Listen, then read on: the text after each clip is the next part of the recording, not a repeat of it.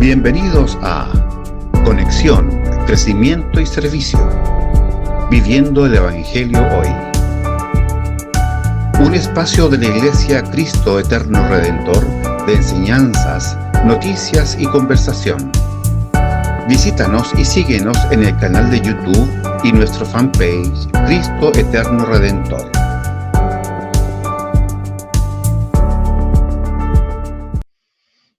Buenas, mis amados hermanos y amigos, un gusto en saludarles. Estamos dando inicio nuevamente a un programa Conexión, Crecimiento y Servicio, viviendo el Evangelio hoy. Bueno, hermanos, hoy vamos a seguir por este agradable paseo por la historia de la Iglesia, pero primero les pediré que me acompañen en oración para que nuestro Señor nos guíe en esta enseñanza. Amado Padre, Papito Santo, te damos gracias por este tiempo que nos das, Señor, de poder estar aquí junto a mis hermanos, Señor, para conversar y comentar un poco sobre esta historia de la Iglesia, cómo se llevó a cabo durante todo este tiempo hasta el día de hoy. Te agradecemos, Padre, este tiempo, que seas tú guiándonos, Señor, y permítenos, Señor, que se expresen bien las ideas, Señor, y todo salga bien. Quedamos en tu presencia, Señor, y lo agradecemos, Padre, en el maravilloso nombre de tu Hijo Jesucristo, nuestro Señor y Salvador. Bueno, hermanos amados, vamos a comenzar por este paseo por la historia, en el cual hoy vamos a hablar de las cruzadas, el capítulo de hoy.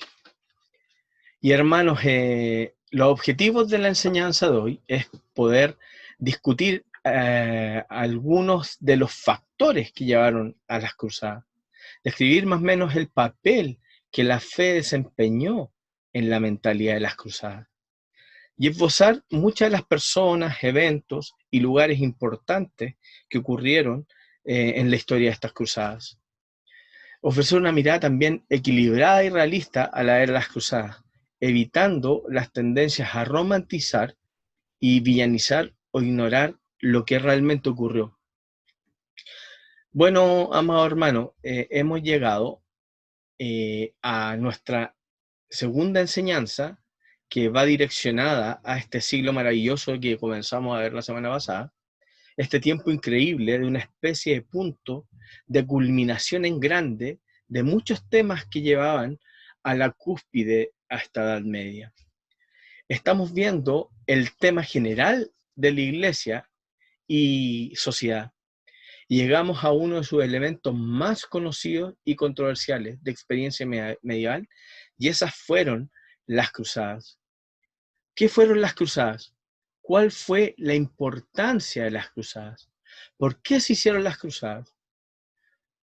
Siendo las cruzadas un episodio tan famoso como lo fueron en la historia medieval, aún queda buen nivel de controversia sobre cómo pasó y ocurrieron exactamente. ¿Cómo vino a ser todo así? ¿Por qué sucedió? ¿Qué significó realmente las cruzadas? ¿Cuáles fueron estos motivos que le impulsaron? Así que en la enseñanza de hoy trataremos de ver lo que sucedió y pensar un poco acerca de cómo hubiese sucedido esto.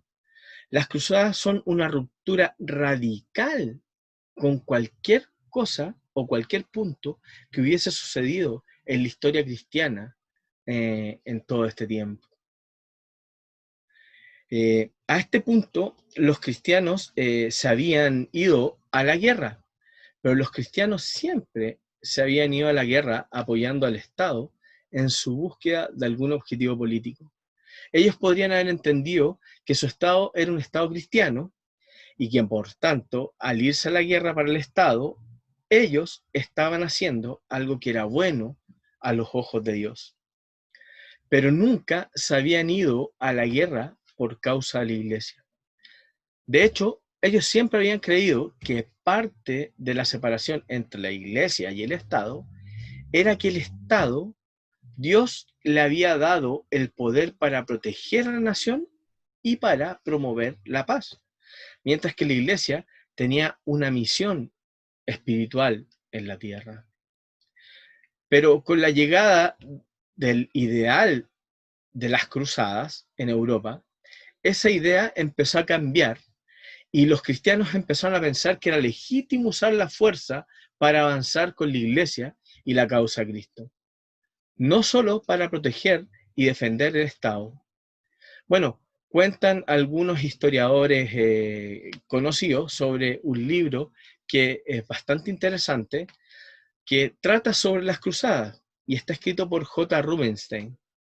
Él comenta a los historiadores que es un muy buen historiador, valga la redundancia, y el título, que él escribió, se llama Ejércitos del Cielo, la Primera Cruzada y la Búsqueda del Apocalipsis.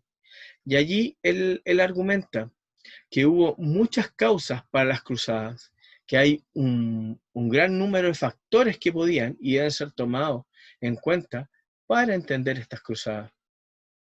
En lo más profundo, las cruzadas no fueron un fenómeno económico y político y su significado más profundo.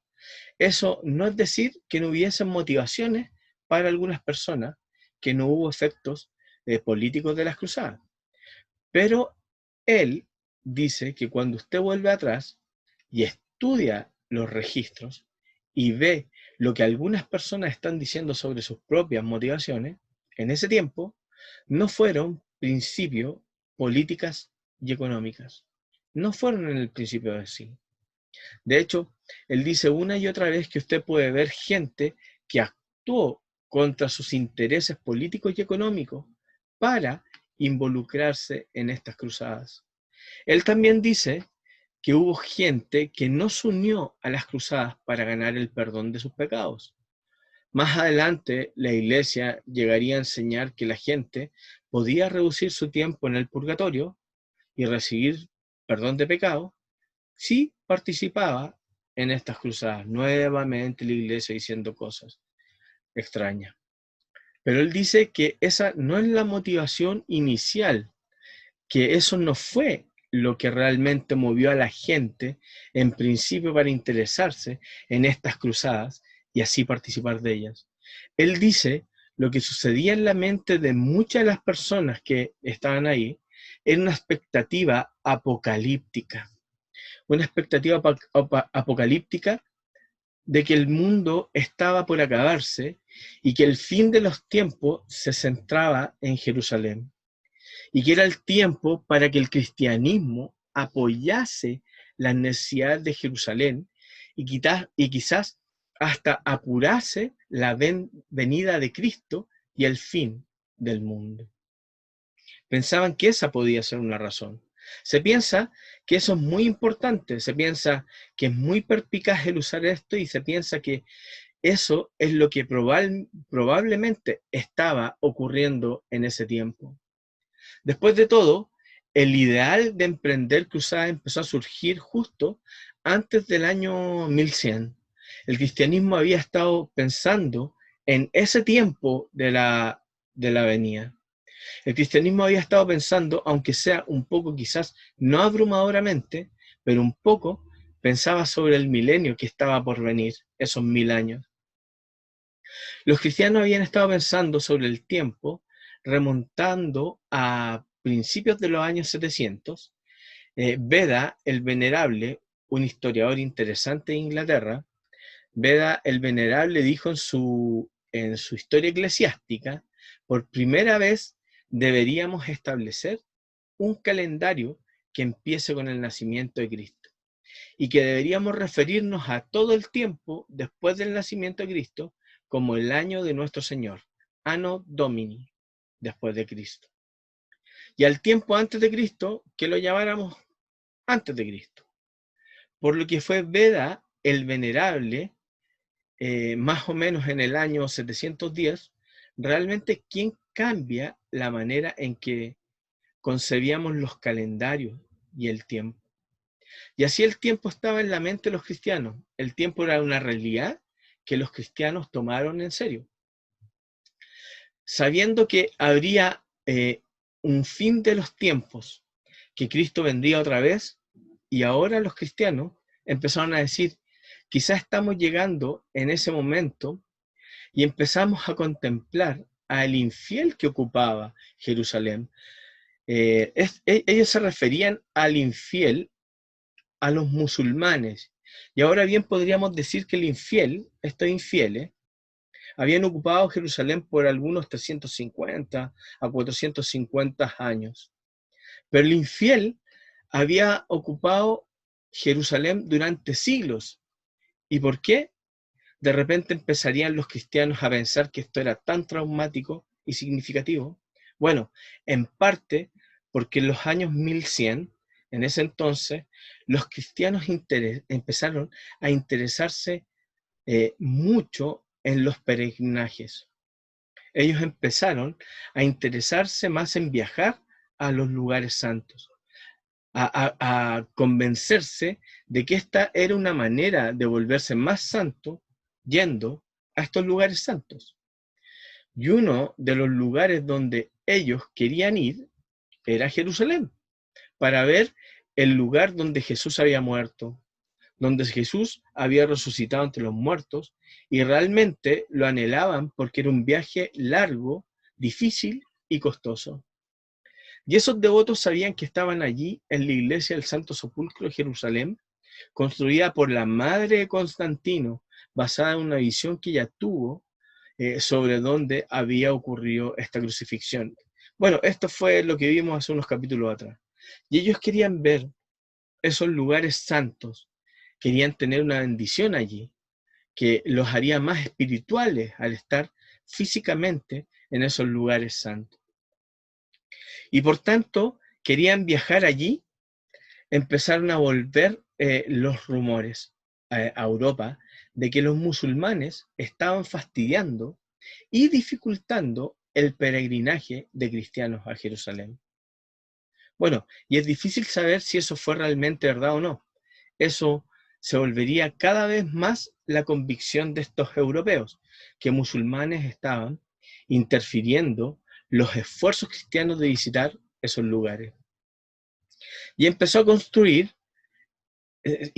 construir ese sentido de que los cristianos estaban yendo y debían ir y debían recuperar los lugares santos, donde Cristo, este gran Cristo, había vivido, muerto y resucitado. Y eso tendría una importancia escatológica, recuperar la ciudad santa. Así que en respuesta particular a la predicación del Papa Urbano II, justo al final de los 1100, entonces en el 1095, de repente estalló esta energía y esta pasión de viajar y recapturar a Jerusalén para los cristianos. Y hay una especie de misterio en esta historia. Pienso que vivimos que hablamos realmente sobre el surgimiento del Islam. Pero, ¿por qué fue todo esto de repente?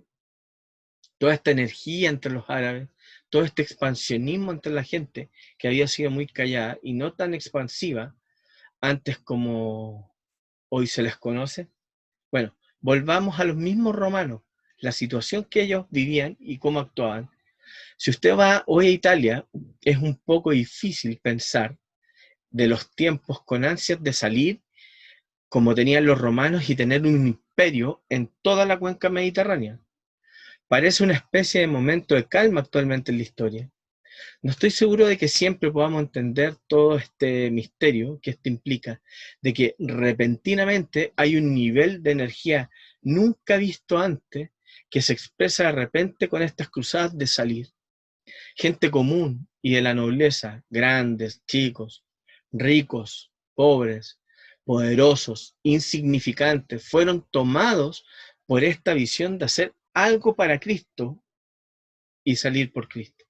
Pensaron que el hacer algo realmente importante para Cristo era viajando a Jerusalén, tomando esta ciudad para Cristo. Ahora bien, algunos han dicho, y no hay duda realmente, que los papas estaban alegres distrayendo a la nobleza con estos temas. Y eso fue justo antes de la controversia de la investidura, la que vimos hace un tiempo, de la que ya hablamos, y podría ser que el Papa vio que sería bueno tener un emperador para todo el lejano oriente. Para ello, el lejano oriente en comparación con estar ahí en Europa, pero esa no parece haber sido la motivación principal de esta salida. Parece que sencillamente estaba este ideal, y que en principio ellos no le llamaron cruzadas. Esta palabra fue adoptada más tarde, quizás un siglo o 2 siglos después, pero cruzada captura el sentido de esto que ellos estaban haciendo, de salir a la ciudad santa, porque cruzada es una palabra francesa que significa el camino a la luz. Ellos se sentían y se veían a sí mismos sacrificándose como lo hizo Jesús, tomando una cruz a manera de la autonegación, recapturando la ciudad santa para un propósito escatológico. No parecía ser principalmente el vengarse de estos intrusos, de los musulmanes, por haber atacado Europa, remontándose este ataque hasta el año 841. La Basílica de San Pedro en Roma había sido saqueada por los musulmanes que invadieron desde África del Norte hasta Sicilia en Italia, por lo que la presencia musulmana había sido real ahí en Europa. Pero después de todo, en el año 841, había sido cientos de años atrás, y no se trataba principalmente de lo que estos cristianos estaban haciendo. No querían eso, no era una venganza lo que ellos querían hacer. Se trataba de ir por ese ideal que había nacido, de hacer algo para Cristo. Y se estima que quizás tanto como 100.000 europeos fueron que salieron hacia el este de Europa en esta primera cruzada a tratar de recapturar Jerusalén. Y lo increíble es que tuvieron éxito. Y en la providencia de Dios, en la cruzada, la primera cruzada, fue un momento de gran disensión y debilidad interna en el mundo musulmán. Y los cruzados pudieron entrar en Jerusalén el 15 de julio del año 1099, por lo que el objetivo de la cruzada fue logrado en ese tiempo, y fue logrado de una manera excepcional. Y pareció ser entonces una validación de la visión, esta visión que se había generado en este periodo, de la expectativa, de la esperanza, de la captura de Jerusalén. Y esta captura de Jerusalén fue terrible. Los cruzados masacraron gente, corrió sangre en las calles, y el mundo musulmán nunca se había recuperado realmente de esa visión de cristianos masacrando no solamente musulmanes, sino también masacrando judíos y otros cristianos que estaban ahí en Jerusalén, reiterando este impulso misterioso de energía que dieron rienda suelta a este horror que ocurrió allí en esa ciudad. Ahora, por supuesto, me parece que, para ser justo, desde una perspectiva histórica, aún cuando no hay realmente un interés en justicia histórica, que debería observarse que después de todo, los musulmanes, ellos también habían tomado la ciudad de los cristianos en los años 600. Pero ellos no habían sido, eso sí, ellos no habían sido tan despiadados y violentos como lo fueron los cristianos cuando estos recapturaron la ciudad. Bueno, tenemos que reconocer esto, pero acusar a los cristianos por las cruzadas como si los musulmanes nunca hubieran usado la espada en la proclamación de su fe es un poco incoherente, porque ellos la espada la usaron para establecer su fe donde iban. Pero la historia de Jerusalén había sido una historia muy curiosa en el siglo II. después que los judíos se habían sublevado contra Roma. Roma sofocó la rebelión judía y forzó a estos judíos, los judíos, a que salieran fuera de esta ciudad de Jerusalén, y estos romanos le cambiaron el nombre a esta ciudad a Aelia Capitolina, como una diosa menos romana. Y durante mucho tiempo a los judíos no se les permitió vivir en Jerusalén, y solo con la llegada de Constantino fue que Jerusalén fue reconstruida como Jerusalén, de manera que él pudiera construir la iglesia del Sacro o Santo Sepulcro allí. Y así se convirtió en una ciudad predominante cristiana hasta que cayó en manos de los musulmanes en el año 638. Por lo que Jerusalén había tenido una historia bastante accidentada y tuvo grandes variaciones y ahora estaba en manos cruzadas. Los cruzados decidieron que uno de los principales nobles que habían luchado en la cruzada debía ser nombrado rey de Jerusalén. Y el nombre de ese hombre fue Godofredo de Bouillon. En realidad, él provino de Bélgica. Y era tan piadoso que él dijo, el ser nombrado rey de Jerusalén era inapropiado para cualquier persona, excepto para Jesús. Y él solo quería el título de varón del Santo Sepulcro. De manera que ese reino fue establecido en varias áreas del Mediterráneo oriental.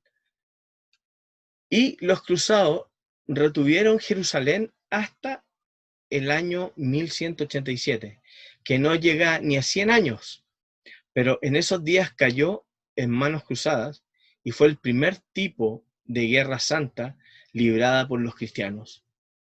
Y en el 1187, los musulmanes, quienes por un tiempo se habían reagrupado y reforzado, pudieron recapturar la ciudad. Pero el ideal en Europa, este ideal de salir a reconquistar la ciudad por Cristo, no desapareció todavía. Y hubo unas 5 cruzadas en la Edad Media para tratar de retomar la ciudad, y no nos vamos a quedar viendo todas en detalle de ellas, pero sí vamos a ver vamos a ver una de estas. Vamos a mencionar brevemente esta tercera cruzada, que probablemente es una que más ha inspirado la imaginación de Occidente y que tenía un gran liderazgo y un liderazgo brillante. Fue lanzada justo después de la caída de la ciudad de Jerusalén y fue lanzada en el año 1189 y siguió por unos 3 años. Y esta fue encabezada por el emperador Federico I Barbarroja del Sacro Imperio Romano y el rey Felipe Augusto de Francia y también Ricardo Corazón de León de Inglaterra. Por lo que aquí tenemos a 3 monarcas que realmente prominentes de la Europa, encabezando una cruzada para tratar de retomar esta ciudad de Jerusalén, enfrentándose a Saladino, el líder noble musulmán en esa parte del mundo. En ese contexto de la Tercera Cruzada han emergido algunas de nuestras historias más famosas que hemos escuchado todos en nuestra niñez. Y esta es la historia de Robin Hood. Robin Hood. Mientras el rey Ricardo estaba lejos en una cruzada, este malvado príncipe Juan estaba en el trono, y ese Robin Hood tenía que robarles a los ricos para darles a los pobres, para tratar de poder defender los intereses de este reino contra el príncipe Juan y todos sus fracasos. Por lo que ese tipo de leyenda viviente, probablemente un verdadero Robin Hood, según todas las cosas que pensamos saber sobre eso hoy, la leyenda viviente que usted conoce ha dejado una huella muy duradera casi en estos 1000 años después. Todavía estamos hablando de de este ideal, pensando de la trama, de algo de romance de esta tercera cruzada que tenía y su esfuerzo de poder capturar esta ciudad santa. Y la tercera cruzada fue un fracaso. Ellos no lograron tomar a esta ciudad de Jerusalén y tuvieron que regresar a casa con algo de vergüenza, pero sin abandonar este ideal cruzado que había nacido. Y solo realmente unos pocos años después, en el año 1200, se estaba preparando una cuarta cruzada que saldría desde Venecia y atacaría a una armada poderosa en la costa cercana a Jerusalén y retomarían esta ciudad. Los venecianos quizás no estaban totalmente de acuerdo con este celo cruzado que venía con anterioridad y pareció que lo hicieron más por amor al dinero. Había muchas ganancias por el envío de grandes ejércitos a Oriente y Venecia. No solo vio que había ganancias, sino que vio también otra oportunidad política. Venecia se percató de que había gran confusión en la ciudad de Constantinopla. Aún ella era la capital del Imperio Oriental para el año 1200. Había una lucha sobre la sucesión al trono y Venecia pensó, bueno, quizás puedo conseguir algo de dinero del emperador con el cual nos vamos o nos vayamos a aliar. De manera que el emperador coopere con nosotros. Produciremos dinero y los cruzados pueden marchar a través de este territorio hasta Jerusalén. Bueno, los venecianos pensaron que tenían un negocio hecho y luego el emperador, que está en el trono en ese tiempo, era un hombre débil, no pudo cumplir con las expectativas de ellos. Y los cruzados más furibundos saquearon Constantinopla, de la manera que ellos saquearon Jerusalén en esta cruzada, debilitando Constantinopla de una manera de la que nunca se recuperó del todo. Y si ustedes quieren ver los tesoros de Constantinopla hoy día, tienen que ir a Venecia. Si alguna vez ustedes han ido a Venecia o van a Venecia y ven alguna vez la gloriosa iglesia de San Marco, o búsquenla por Google, esta iglesia en la famosa plaza allí, la plaza central de Venecia, ustedes van a ver en esa iglesia y sus maravillas lo que más bien son las maravillas de aspecto oriental. Van a ver pilares de piedra que decoran toda la parte frontal de esta iglesia. Cada uno de esos pilares fue robado de Constantinopla.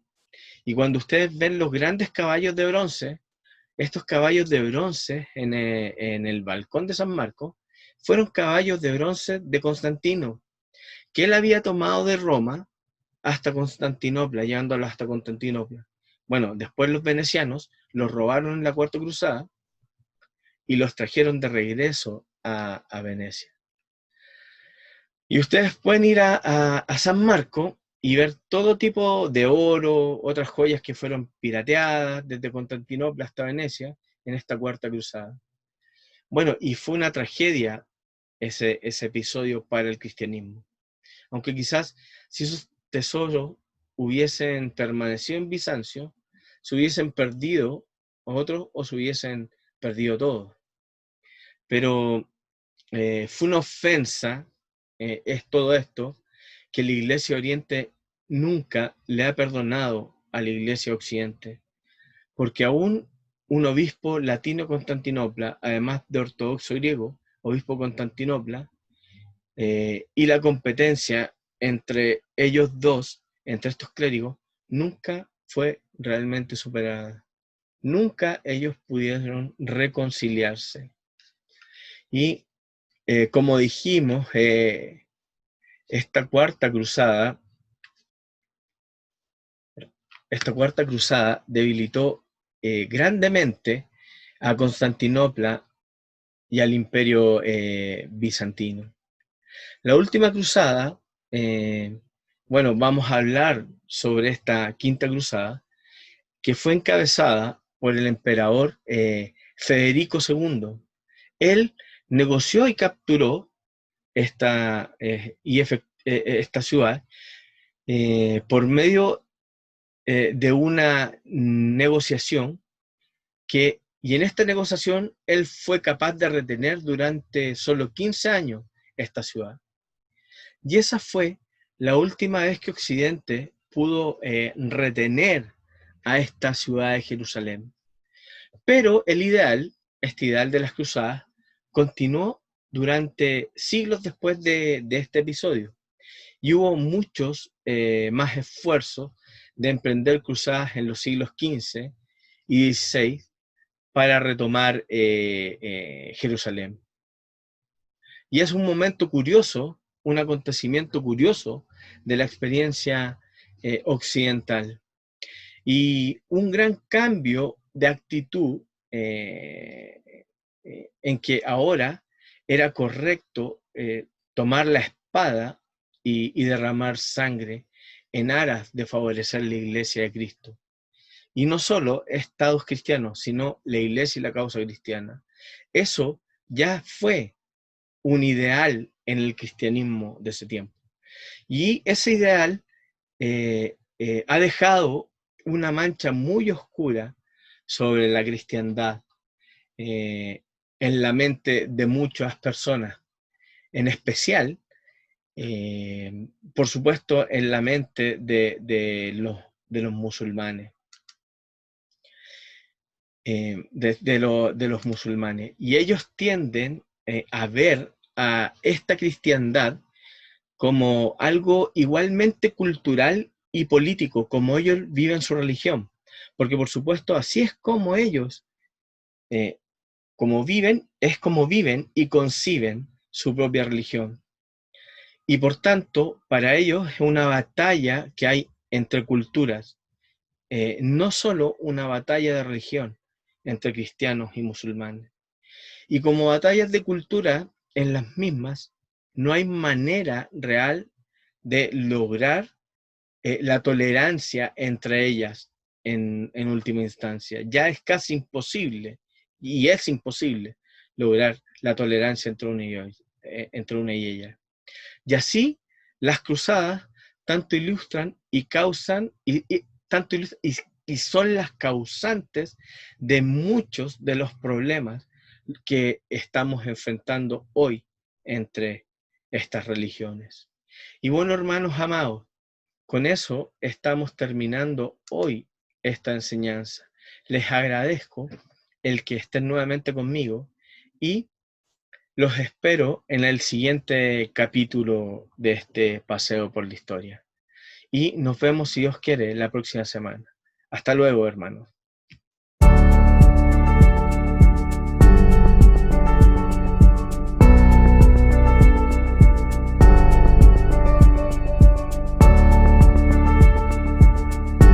Bienvenidos a Conexión, Crecimiento y Servicio. Viviendo el Evangelio hoy. Un espacio de la Iglesia Cristo Eterno Redentor de enseñanzas, noticias y conversación. Visítanos y síguenos en el canal de YouTube y nuestro fanpage Cristo Eterno Redentor.